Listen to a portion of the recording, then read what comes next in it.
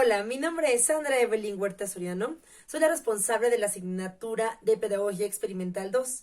El día de hoy les voy a compartir el tema Introducción a la varianza. Espero puedan acompañarme en los siguientes minutos. Gracias. ANOVA, por sus siglas Analysis of Variance, es una técnica estadística en la que nos permite comparar el procedimiento para tres grupos. Pueden ser aleatorios o independientes. Observemos nuestro planteamiento del problema. En este caso, vamos a comparar tres grupos diferentes respecto a la atención que viven los alumnos. Es importante considerar alfa 0.05 y elaborar nuestra conclusión. El primer grupo tiene 5 integrantes, el segundo grupo también cuenta con 5 integrantes y el tercer grupo cuenta con 5 integrantes. Lo primero que hay que hacer es elevar al cuadrado cada uno de los elementos de cada uno de estos grupos. Es decir, si observamos de manera general, el grupo con mayor tensión es el tercero al tener 65 puntos y el grupo menos tensionado es el 1 al tener 20 puntos. Observemos que cada elemento es elevado al cuadrado. Posteriormente es importante hacer la suma por columna, como lo podemos observar, y finalmente hacer la suma de las x que no fueron elevadas al cuadrado, 20, 40, 65. Y de igual modo, sumar las x que sí fueron elevadas al cuadrado, 102, 338, 859. Pasemos al primer elemento, cálculo de la suma de cuadrados entre grupos, SCB. La fórmula, como observan, tiene que ver una suma, una división, elevaciones al cuadrado.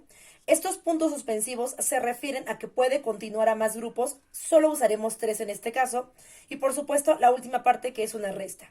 Veamos la sustitución de datos. Nuestra primera suma que no fue elevada al cuadrado es 20, como lo podemos observar aquí. La segunda es un 40, como lo observamos aquí. Tercera 65, como lo observamos aquí. Esto va a elevarse al cuadrado y dividirse entre 5 porque son 5 integrantes de cada grupo lo que lo conforman.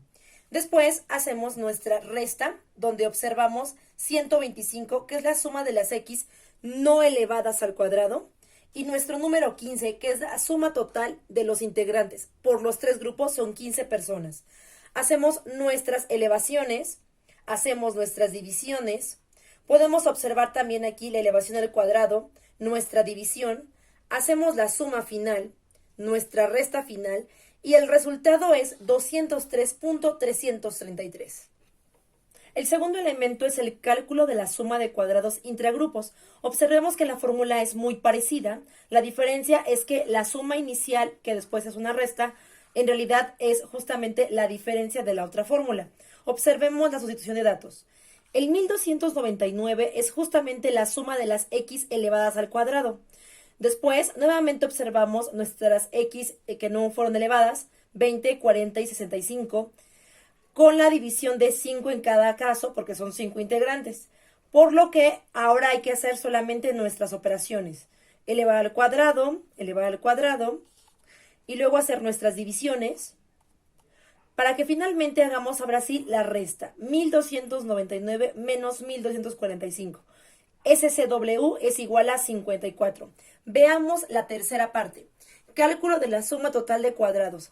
Para ello vamos a usar dos fórmulas. La primera parte es esta. Observemos tal cual es que requerimos nuevamente de la suma de las x al cuadrado, que es 1299, una resta, nuestra suma de x que no fueron elevadas al cuadrado, 125, dividida entre 15, que es el número total de datos. Y esto también elevado al cuadrado. Observemos ahora que primero se eleva al cuadrado, después se hace la división y finalmente la resta, dándonos el resultado de 257.333. Observemos la segunda fórmula. Tenemos la suma justamente total que nos va a dar como resultado SCW, SCB, que es la suma total entre grupos e intragrupos. 54 más 203.333, lo que nos da un total de 257.333. Es decir, este dato y este dato deben ser exactamente iguales. Cuarto paso, cálculo de los grados de libertad para cada estimación. Primera fórmula, grados de libertad entre grupos K-1, donde K es número de grupos, en este caso 3. Grados de libertad intragrupos, N mayúscula menos K mayúscula, donde N es número total de datos, que es 15, y K, como ya lo sabemos, número total de grupos, que es 3. Grados de libertad totales, que es nuestro N menos 1, número total de datos, y lo podemos observar sustituyéndolo. 3 menos 1 en el primer caso nos da 2. 15 menos 3 nos da 12. 15 menos 1 nos da 14. Paso número 5. Estimación de varianza entre grupos. Solo nos resta hacer una división, es decir, dividir 203.333 que lo obtuvimos en anteriores cálculos entre 2, también obtenido de anteriores cálculos, lo que nos da 101.667. Sexto paso. Cálculo de la estimación de varianza intragrupos. Nuevamente una división, 54 entre 12. Ambos datos obtenidos con anterioridad. Es igual a 4.5.